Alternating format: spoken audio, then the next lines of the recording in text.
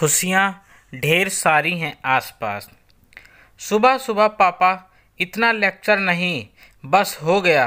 रोज़ सुबह एक तो आपकी वो मोटिवेशनल मैसेज पढ़ो, फिर फ़ोन पर इतनी बातें। प्लीज़ पापा, वैसे भी मुझे अभी कॉलेज के लिए देर हो रही है, रात को बातें करता हूँ। ओके पापा, बाय। राहुल पापा का लाडला बेटा। 5 साल का राहुल था जब उसकी माँ का देहांत हुआ था। बिन माँ के राहुल को पालने में रवि ने कोई कसर न छोड़ी थी। माँ पापा दोनों बनकर उसे हर पल ही सहारा दिया था। पर कुछ महीनों से राहुल परेशान था। कितने अच्छे नंबरों से पहले पास होता रहा, पूरी बैचलर ऑफ इंजीनियरिंग की डिग्री में टॉप किया।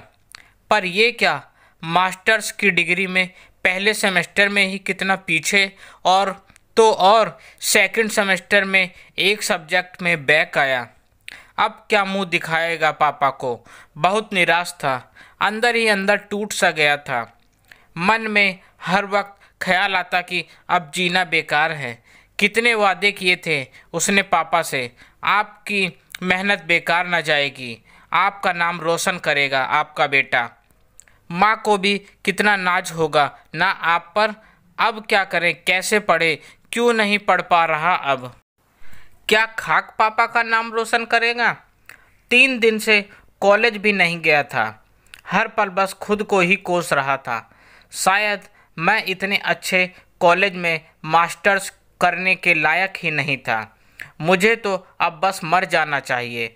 आज आखिर राहुल हॉस्टल से निकला और झील तक गया। एक खत पापा के नाम लिख छोड़ा, बस अब झील में कूदने ही वाला था। सामने से एक लड़की की आवाज़ आई, सुनिए, आप कूदने वाले हैं। हाँ, बौखलाया सा राहुल झल्ला कर बोला, नहीं, खुशियों की तलाश में झील में डूबने चाहता हूँ। अच्छा, आप करो जो आपको करना है। क्या मतलब है आपका। यही कि आप तो कूदने वाले थे झील में, शायद तो कूद जाओ। पर इस जगह पर पानी बहुत कम है, इसलिए आप डूबोगे नहीं। कैसी हैं आप, कोई मरने जा रहा हो और आप उसे बचाने की बजाय और तरकीब बता रही हो डूबने की। पर आपने ही तो कहा था खुशियों की तलाश में झील में कूदने जा रहे हैं। वैसे आपको लगता होगा मर जाने से आपको खुशियाँ मिलेंगी, क्यों।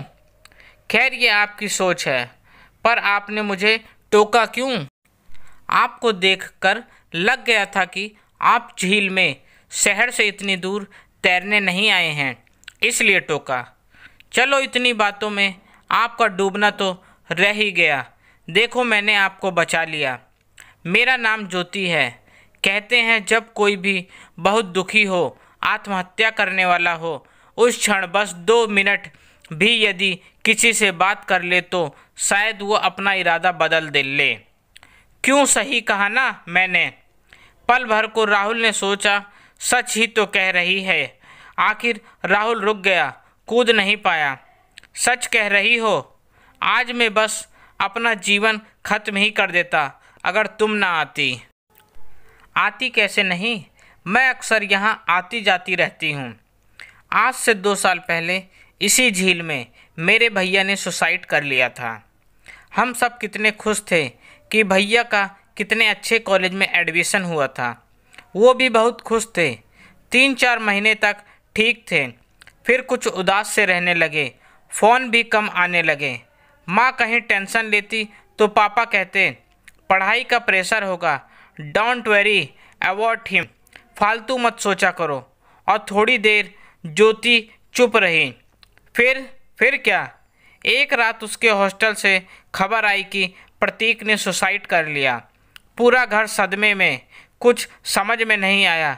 मैं और पापा तो संभल गए, पर माँ 6 महीने बाद वो भी चल बसी। इस एक सुसाइड ने हमारी ज़िंदगी बदल दी। सारा घर बिखर गया। हैप्पी फैमिली कहा जाता था हमारे परिवार को।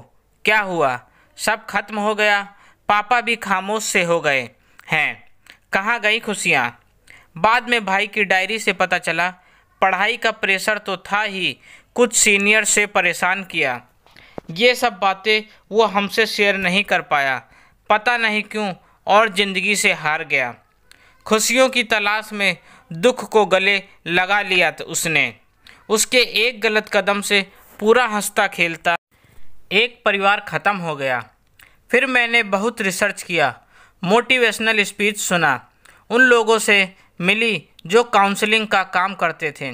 फिर पता चला इस तरह से लोगों को बचाया जा सकता है, बस वक्त रहते उनसे बात कर पाएँ तो उन्हें थोड़ा सा भी समझा पाएँ तो। मेरी कोशिश रंग लाई, कई घर बर्बाद होने से बचा पाई। हम 10 लोग हैं जो ये करते हैं। तकलीफ़ माना कि मेरी अपनी थी, पर जितनों को बचा पाए तो लगता है ज़िंदगी को एक मकसद मिल गई। शायद यही तो खुशी है जिसकी मुझे तलाश थी। हमारी संस्था है, उसका नाम है आस, खुशियाँ हैं आसपास। ज़िंदगी में उदास होने के और ज़िंदगी से मायूस होने के बहुत से पल आएंगे, पर ज़िंदगी खूबसूरत है वो तो जी कर ही समझ पाएंगे ना, क्यों? राहुल ने मुस्कुराते हुए ज्योति का हाथ पकड़ लिया। सच, आज तुमने मुझे बचा लिया, नहीं तो मेरे पापा का क्या होता। मुझसे छोटी होकर भी तुमने कितनी समझदारी की बात की। बस अब मुझे भी एक नई राह मिली। अब से ऐसी गलती कभी ना होगी। बहुत धन्यवाद तुम्हारा। ज्योति खुश होकर अपना कार्ड देकर वहाँ से चली गई।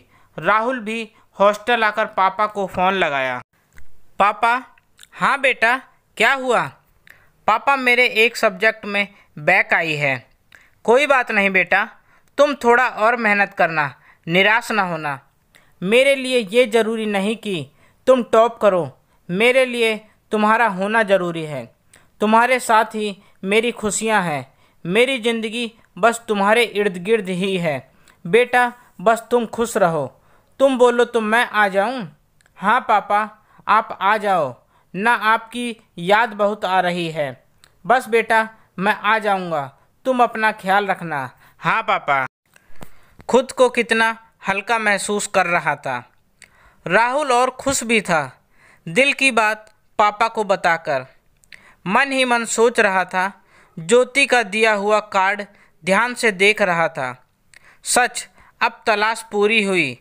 खुशियों को ढूंढ लेने, खुशी जब दूसरों को देंगे, उनके अधरों की मुस्कान देगी। खुशियाँ हजार, जिंदगी थोड़ी सी है, बस इसे समझना है। निराश होकर, मायूस होकर जिंदगी से हार नहीं मानना है। कठिनाइयों से जूझकर जो पार होते हैं, सही मायनों में जिंदगी तो बस वही जीते हैं। क्यों? आप सबके क्या ख्याल हैं? दोस्तों, आपको मेरी यह कहानी कैसी लगी? प्लीज़ कमेंट करके ज़रूर बताएं और मुझे सब्सक्राइब भी करें।